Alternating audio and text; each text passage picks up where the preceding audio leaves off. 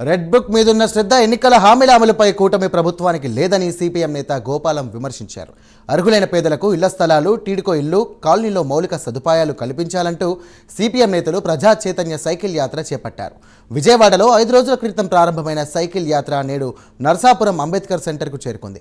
అక్కడి నుంచి సిపిఎం నేత గోపాలం ఆధ్వర్యంలో యాత్ర మొదలైంది. కూటమి ప్రభుత్వం అధికారంలోకి వచ్చి 9 నెలలు గడుస్తున్నా ఒక్క హామీ కూడా పూర్తి స్థాయిలో అమలు చేయలేకపోయిందని గోపాలం ఈ సందర్భంగా మండిపడ్డారు.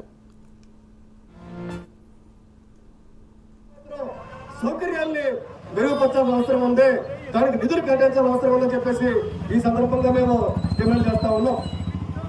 అంతేకాదు ఇవాళ సిమెంట్ కానీ, ఇటుక కానీ, ఐరన్ కానీ ఇంటి నిర్మాణ ఖర్చులు విపరీతంగా పెరిగిపోయి ఇవాళ ఇల్లు కట్టుకోవాలంటే ఎంత పేదవాడైనా కనీసం 8 నుంచి 10 లక్షల రూపాయలు లేకపోతే కనీసంగా ఇల్లు నిర్మాణం కావట్లేదు.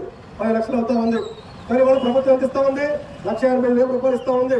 అంటే ప్రభుత్వం ఇస్తుందని చెప్పేసి నాడా ఉందని చెప్పేసి గుర్రం తీసుకుంటే ఏ రకమైనటువంటి ఇబ్బంది ఉంటుందో అదే రకం. అందుకే ఇవాళ సైకిల్ యాత్ర బృందం తరపున సిపిఎం పార్టీ తరపున 5 లక్షల రూపాయలు ఇవాళ ప్రభుత్వ సహాయం ఇంటి నిర్మాణం చేయాలని చెప్పేసి కూడా మేము డిమాండ్ చేస్తా ఉన్నాం. పేదలకు ప్రభుత్వం తక్షణం ఇళ్ల స్థలాలు ఇచ్చి ఇల్లు నిర్మించేవాలని కోరుతున్నాం. గత ప్రభుత్వం మంగళగుంటపాలెంలో 100 ఎకరాల స్థలాన్ని సేకరణ చేసింది. అందులో 10 ఎకరాల్లో మాత్రమే తాత్కాలికమైన మౌలిక సదుపాయాలు కల్పించి ఒక 600 మందికి ఇల్లు నిర్మించారు. ఆ ఇల్లు కూడా ఇంతవరకు పూర్తి కాలేదు. వాళ్ళకి పూర్తి స్థాయిలో కూడా లోన్లు కూడా రాలేదు. అక్కడ వాళ్ళు కాపురాలు చేయాలంటే కనీస అవసరాలైన తాగునీరు, కరెంటు, రోడ్లు సదుపాయాలు ప్రభుత్వం కల్పించలేదు. వాటిని వెంటనే కల్పించాలి.